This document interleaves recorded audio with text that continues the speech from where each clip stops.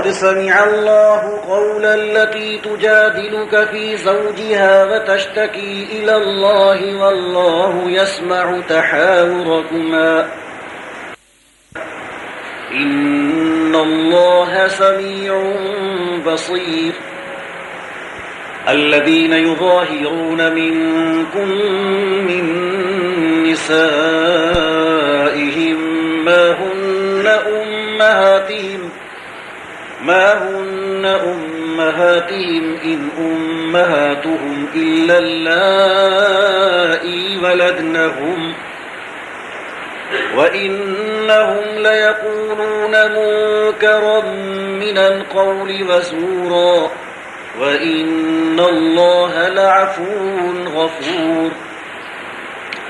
والذين يظاهرون من نسائهم ثم يعودون لما قالوا فتحرير رقبة من قبل أن يتماسا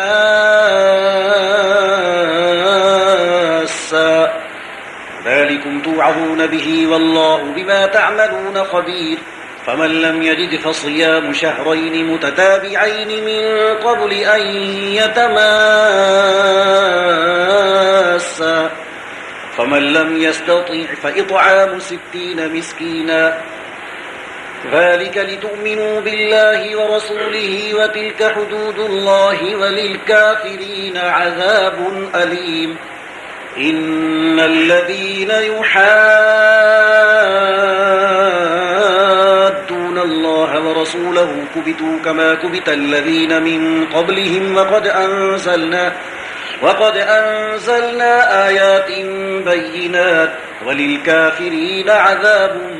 مهين.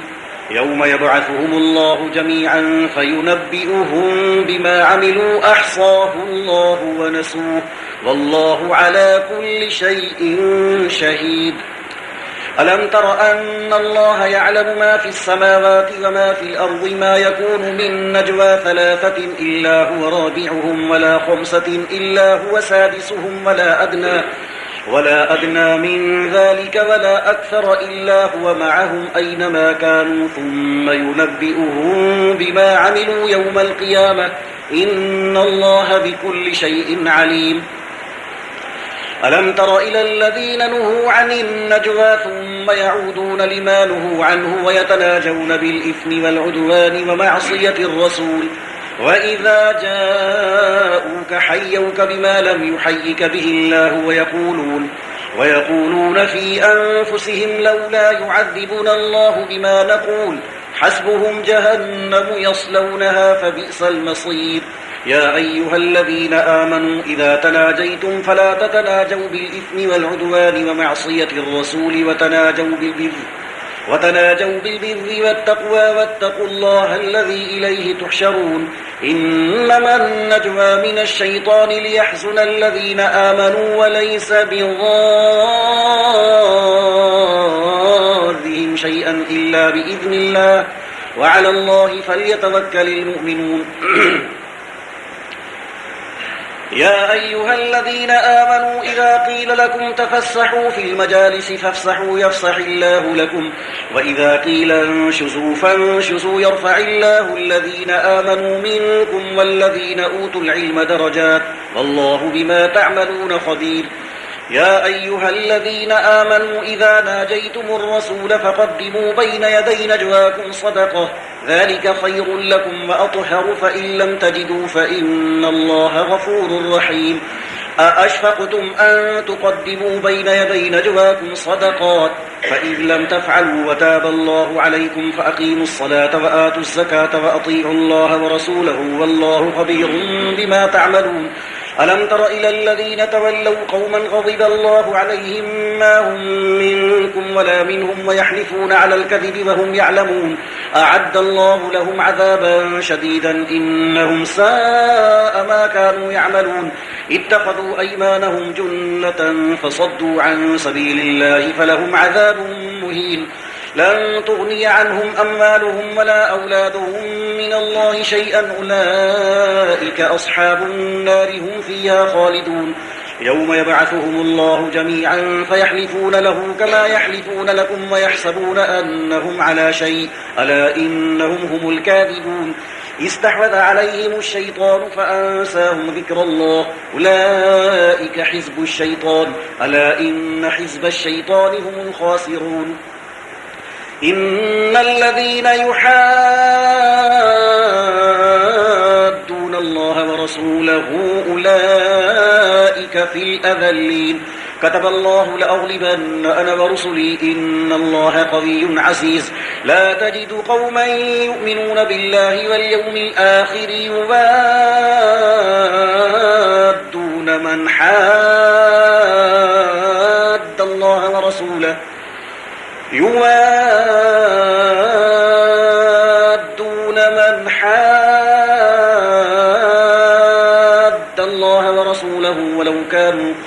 ولو كانوا آباءهم أو أبناءهم أو إخوانهم أو عشيرتهم أولئك كتب في قلوبهم الإيمان وأيدهم بروح منه ويدخلهم جنات تجري من تحتها الأنهار خالدين فيها رضي الله عنهم ورضوا عنه أولئك حزب الله ألا إن حزب الله هم المفلحون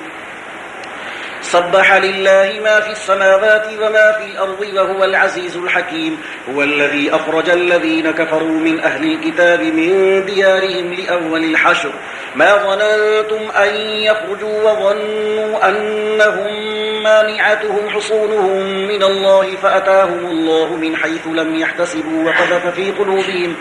وقذف في قلوبهم الرعب يخربون بيوتهم بأيديهم وأيدي المؤمنين فاعتبروا يا أولي الأبصار ولولا أن كتب الله عليهم الجلاء لعذبهم في الدنيا ولهم في الآخرة عذاب النار ذلك بأنهم شاقوا الله ورسوله ومن يشاق الله فإن الله شديد العقاب ما قطعتم من لينة أو تركتموها قائمة على أصولها فبإذن الله وليخزي الفاسقين وما أفاء الله على رسوله منهم فما أوجفتم عليه من خيل ولا ركاب ولكن الله يسلط رسله على من يشاء والله على كل شيء قدير ما أفاء الله على رسوله من أهل القرى فلله وللرسول ولذي القربى واليتامى والمساكين وابن السبيل كي لا يكون دولة بين الأغنياء منكم وما آتاكم الرسول فخذوه وما نهاكم عنه فانتهوا واتقوا الله إن الله شديد العقاب للفقراء المهاجرين الذين أخرجوا من ديارهم وأموالهم يبتغون فضلا من الله ورضوانا وينصرون الله ورسوله أولئك هم الصادقون والذين تبوأوا الدار والإيمان من قبلهم يحبون من هاجر إليهم ولا يجدون في صدورهم حاجة مما أوتوا ويؤثرون على أنفسهم ولو كان بهم خصاصة ومن يوق شح نفسه فأولئك هم المفلحون والذين جاءوا من بعدهم يقولون ربنا اغفر لنا ولإخواننا الذين سبقونا بالإيمان ولا تجعل في قلوبنا غلا للذين آمنوا ربنا إنك رؤوف رحيم ألم تر إلى الذين نافقوا يقولون لإخوانهم الذين كفروا من أهل الكتاب لئن أخرجتم لنخرجن معكم ولا نطيع فيكم أحدا أبدا وإن قتلتم لننصرنكم والله يشهد إنهم لكاذبون لئن أخرجوا لا يخرجون معهم ولئن قتلوا لا ينصرونهم ولئن نصروهم ليولن الأدبار ثم لا ينصرون لأنتم أشد رهبة في صدورهم من الله ذلك بأنهم قوم لا يفقهون لا يقاتلونكم جميعا إلا في قرى محصنة أو من وراء جدر بأسهم بينهم شديد تحسبهم جميعا وقلوبهم شتى ذلك بأنهم قوم لا يعقلون كمثل الذين من قبلهم قريبا ذاقوا وبال أمرهم ولهم عذاب أليم كمثل الشيطان إذ قال للإنسان اكفر فلما كفر قال إني بريء منك إني أخاف الله رب العالمين فكان عاقبتهما أنهما في النار خالدين فيها وذلك جزاء الظالمين يا أيها الذين آمنوا اتقوا الله ولتنظر نفس ما قدمت لغد واتقوا الله إن الله خبير بما تعملون ولا تكونوا كالذين نسوا الله فأنساهم أنفسهم أولئك هم الفاسقون لا يستوي أصحاب النار وأصحاب الجنة أصحاب الجنة هم الفائزون لو أنزلنا هذا القرآن على جبل لرأيته خاشعا متصدعا من خشية الله وتلك الأمثال نضربها للناس لعلهم يتفكرون هو الله الذي لا إله إلا هو عالم الغيب والشهادة هو الرحمن الرحيم هو الله الذي لا إله إلا هو الملك القدوس السلام المؤمن المهيمن العزيز الجبار المتكبر سبحان الله عما يشركون هو الله الخالق البارئ المصور له الأسماء الحسنى يسبح له ما في السماوات والأرض وهو العزيز الحكيم الله أكبر يا أيها الذين آمنوا لا تتخذوا عدوي وعدوكم أولياء تلقون إليهم بالمودة وقد كفروا بما جاءكم من الحق يخرجون الرسول وإياكم أن تؤمنوا بالله ربكم إن كنتم خرجتم جهادا في سبيلي وابتغاء مرضاتي تسرون إليهم بالمودة وأنا أعلم بما أخفيتم وما أعلنتم ومن يفعله منكم فقد ضل سواء السبيل إن يثقفوكم يكونوا لكم أعداء ويبسطوا إليكم أيديهم وألسنتهم بالسوء وودوا لو تكفرون لن تنفعكم أرحامكم ولا أولادكم يوم القيامة يفصل بينكم والله بما تعملون بصير قد كانت لكم أسوة حسنة في إبراهيم والذين معه إذ قالوا لقومهم إنا براء منكم ومما تعبدون من دون الله كفرنا بكم وبدا بيننا وبينكم العداوة والبغضاء أبدا حتى تؤمنوا بالله وحده إلا قول إبراهيم لأبيه لأستغفرن لك وما أملك لك من الله من شيء ربنا عليك توكلنا وإليك أنبنا وإليك المصير ربنا لا تجعلنا فتنة للذين كفروا واغفر لنا ربنا إنك أنت العزيز الحكيم لقد كان لكم فيهم أسوة حسنة لمن كان يرجو الله واليوم الآخر ومن يتول فإن الله هو الغني الحميد عسى الله أن يجعل بينكم وبين الذين عاديتم منهم مودة والله قدير والله غفور رحيم لا ينهاكم الله عن الذين لم يقاتلوكم في الدين ولم يخرجوكم من دياركم أن تبروهم وتقسطوا إليهم إن الله يحب المقسطين إنما ينهاكم الله عن الذين قاتلوكم في الدين وأخرجوكم من دياركم وظاهروا على إخراجكم أن تولوهم ومن يتولهم فأولئك هم الظالمون يا أيها الذين آمنوا إذا جاءكم المؤمنات مهاجرات فامتحنوهن الله أعلم بإيمانهن فإن علمتموهن مؤمنات فلا ترجعوهن إلى الكفار لا هن حل لهم ولا هم يحلون لهن وآتوهم ما أنفقوا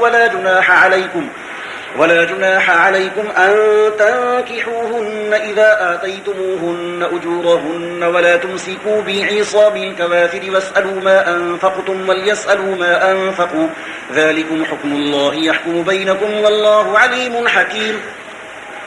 وإن فاتكم شيء من أزواجكم إلى الكفار فعاقبتم فآتوا الذين ذهبت أزواجهم مثل ما أنفقوا واتقوا الله الذي أنتم به مؤمنون يا أيها النبي إذا جاءك المؤمنات يبايعنك على أن لا يشركن بالله شيئا ولا يسرقن ولا يزنين ولا يقتلن أولادهن ولا يأتين ببهتان يفترينه بين أيديهن وأرجلهن ولا يعصينك في معروف فبايعهن واستغفر لهن الله إن الله غفور رحيم يا أيها الذين آمنوا لا تتولوا قوما غضب الله عليهم قد يئسوا من الآخرة كما يئس الكفار من أصحاب القبور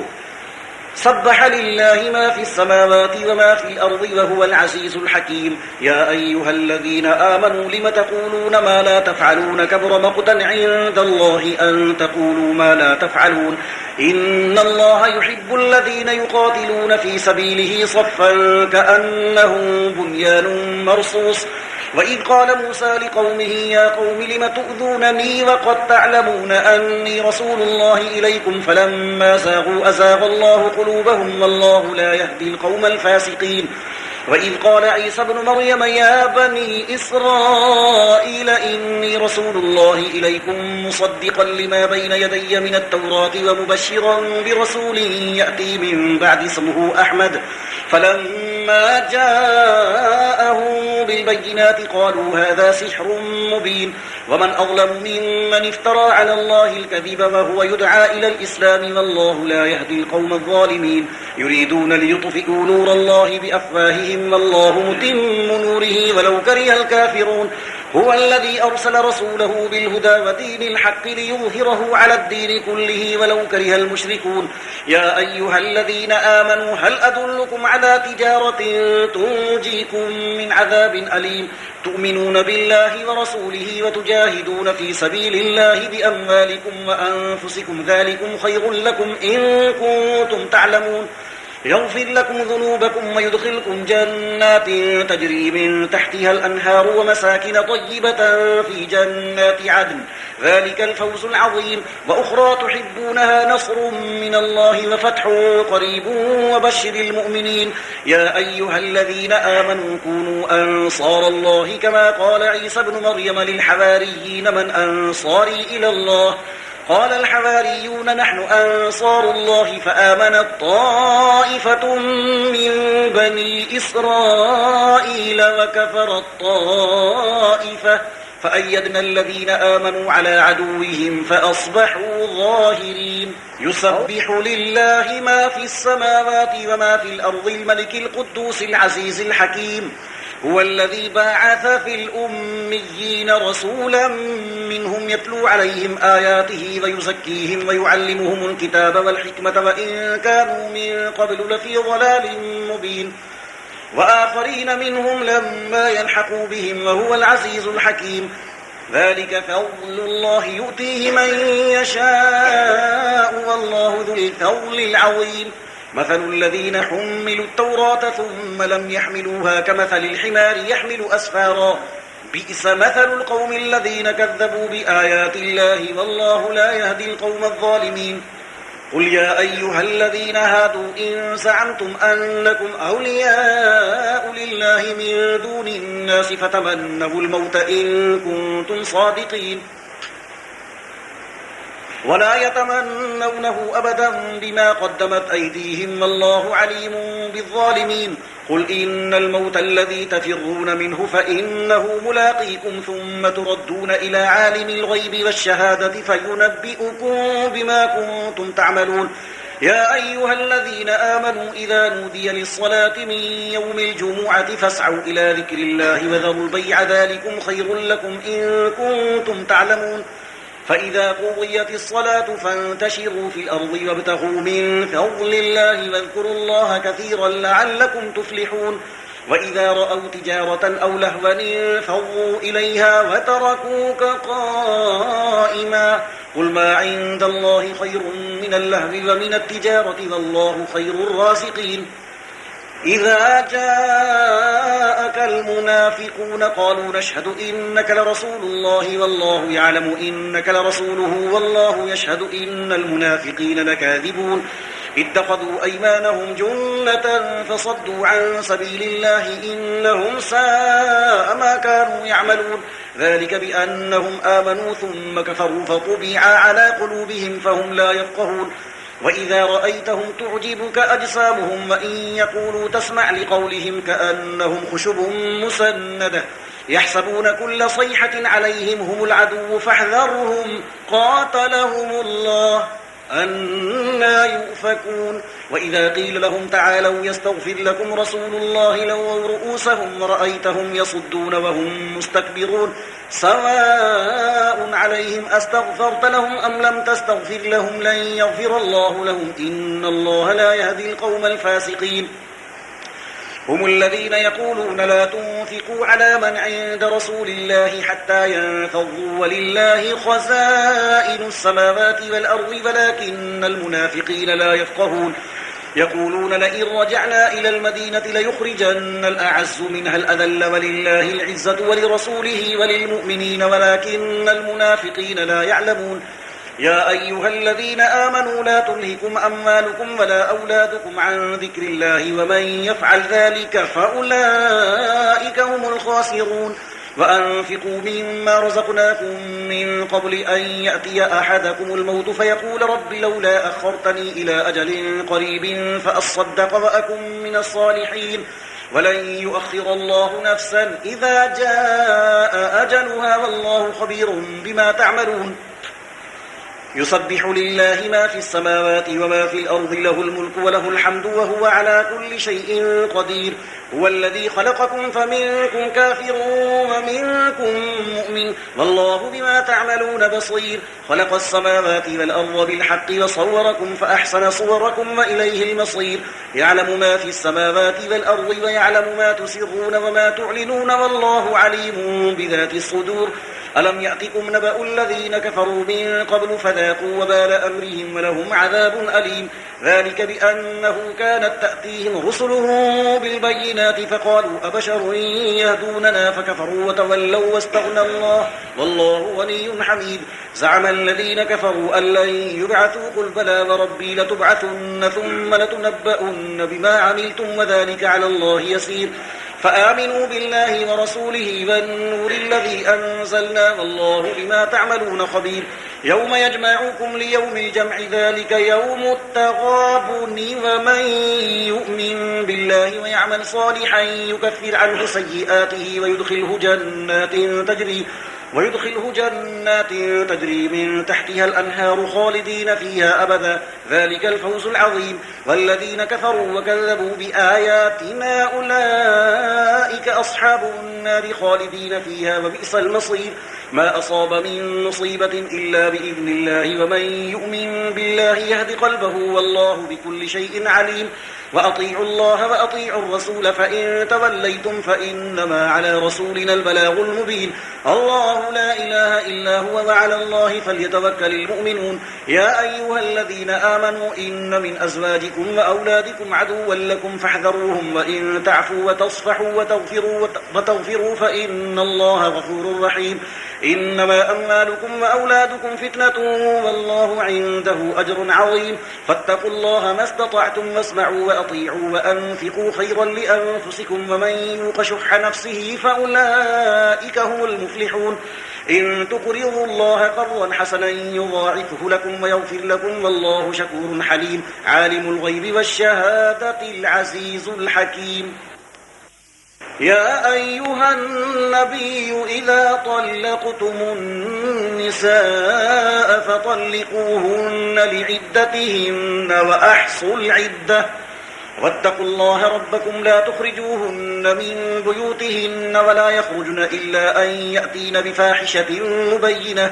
وتلك حدود الله ومن يتعد حدود الله فقد ظلم نفسه لا تدري لعل الله يحدث بعد ذلك أمرا فإذا بلغن أجلهن فأمسكوهن بمعروف أو فارقوهن بمعروف وأشهدوا ذوي عدل منكم وأقيموا الشهادة لله ذلكم يوعظ به من كان يؤمن بالله واليوم الآخر ومن يتق الله يجعل له مخرجا ويرزقه من حيث لا يحتسب ومن يتوكل على الله فهو حسبه إن الله بالغ أمره قد جعل الله لكل شيء قدرا واللائي يئسن من المحيض من نسائكم إن ارتبتم فعدتهن 3 أشهر واللائي لم يحضن وأولاة الأحمال أجلهن أن يضعن حملهن ومن يتق الله يجعل له من أمره يسرا ذلك أمر الله أنزله إليكم ومن يتق الله يكفر عنه سيئاته ويعظم له أجرا أسكنوهن من حيث سكنتم من وجدكم ولا تضاروهن لتضيقوا عليهن وإن كن أولات حمل فأنفقوا عليهن حتى يضعن حملهن فإن أرضعن لكم فآتوهن أجورهن وأتمروا بينكم بمعروف وإن تعاسرتم فسترضع له أخرى لينفق ذو سعة من سعته ومن قدر عليه رزقه فلينفق مما آتاه الله لا يكلف الله نفسا إلا ما آتاها سيجعل الله بعد عسر يسرا وكأي من قرية عتت عن أمر ربها ورسله فحاسبناها حسابا شديدا وعذبناها عذابا نكرا فذاقت وبال أمرها وكان عاقبة أمرها خسرا أعد الله لهم عذابا شديدا فاتقوا الله يا أولي الألباب الذين آمنوا قد أنزل الله إليكم ذكرا رسولا يتلو عليكم آيات الله مبينات ليخرج الذين آمنوا وعملوا الصالحات من الظلمات إلى النور ومن يؤمن بالله ويعمل صالحا يدخله جنات تجري من تحتها الأنهار خالدين فيها أبدا قد أحسن الله له رزقا الله الذي خلق 7 سماوات ومن الأرض مثلهن يتنزل الأمر بينهن لتعلموا أن الله على كل شيء قدير وأن الله قد أحاط بكل شيء علما يا أيها النبي لم تحرم ما أحل الله لك تبتغي مرضات أزواجك والله غفور رحيم قد فرض الله لكم تحلة أيمانكم والله مولاكم وهو العليم الحكيم وإذ أسر النبي إلى بعض أزواجه حديثا فلما نبأت به وأظهره الله عليه عرف بعضه وأعرض عن بعض فلما نبأها به قالت من أنبأك هذا قال نبأني العليم الخبير إن تتوبا إلى الله فقد صغت قلوبكما وإن تظاهرا عليه فإن الله هو مولاه وجبريل وصالح المؤمنين والملائكة بعد ذلك ظهير عسى ربه إن طلقكن أن يبدله أزواجا خيرا منكن مسلمات مؤمنات قانتات تائبات عابدات سائحات ثيبات وأبكارا يا أيها الذين آمنوا قوا أنفسكم وأهليكم نارا وقودها الناس والحجارة عليها ملائكة غلاظ شداد لا يعصون الله ما أمرهم ويفعلون ما يؤمرون يا أيها الذين كفروا لا تعتذروا اليوم إنما تجزون ما كنتم تعملون يا أيها الذين آمنوا توبوا إلى الله توبة نصوحا عسى ربكم أن يكفر عنكم سيئاتكم ويدخلكم جنات تجري من تحتها الأنهار يوم لا يخزي الله النبي والذين آمنوا معه نورهم يسعى بين أيديهم وبأيمانهم يقولون ربنا أتمم لنا نورنا واغفر لنا إنك على كل شيء قدير يا أيها النبي جاهد الكفار والمنافقين واغلظ عليهم ومأواهم جهنم وبئس المصير ضرب الله مثلا للذين كفروا امرأة نوح وامرأة لوط كانتا تحت عبدين من عبادنا صالحين فخانتاهما فلم يغنيا عنهما من الله شيئا وقيل ادخلا النار مع الداخلين وضرب الله مثلا للذين آمنوا امرأة فرعون إذ قالت رب ابن لي عندك بيتا في الجنة ونجني من فرعون وعمله ونجني من القوم الظالمين ومريم ابنة عمران التي أحصنت فرجها فنفخنا فيه من روحنا وصدقت بكلمات ربها وكتبه وكانت من القانتين تبارك الذي بيده الملك